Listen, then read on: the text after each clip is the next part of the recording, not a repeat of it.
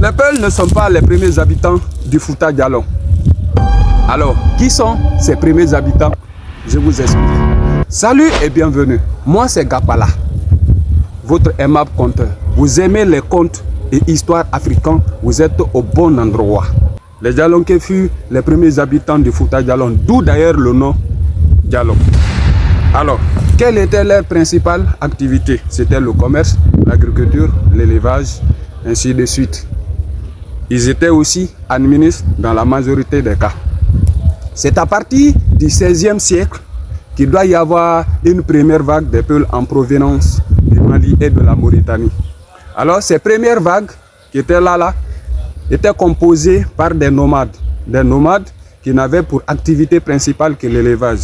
Et ce qu'il faut savoir, c'est que cette région montagneuse était herbeuse et c'était propice à l'élevage et à l'agriculture. Voilà pourquoi ces premières personnes qui sont venues ont eu à s'installer.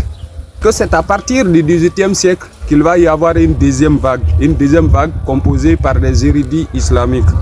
Voilà, à cette époque au Mali, il y avait que c'est les Bambara qui étaient au pouvoir, mettant ainsi la pression sur les marabouts Peuls qui ont fui cette région de Massina et se retrouvé au Fouta Djallon. Arrivés là, ils ont tenté à leur tour d'imposer un état théocratique, c'est-à-dire un état basé que sur une religion. Et quelle était cette religion? La religion islamique, la religion musulmane. Alors, pour que cette religion soit acceptée, ils ont trouvé des autochtones et ces autochtones étaient administres. Pour que ceux-là adhèrent à leur idée, il faut qu'il y ait une lutte, il faut qu'il y ait un combat, il faut qu'il y ait une altercation. Et il y a eu cette altercation. Et c'est à cause de ça, aujourd'hui, le Fouta est rempli de peuples. Et c'est dans ça, est venu Saïfon, Zani Alpha, toutes les grandes personnalités que vous connaissez. C'est comme ça qu'ils sont venus ici. Voilà. Si ma vidéo t'a intéressé, n'hésite pas de mettre en commentaire la suite. Voilà.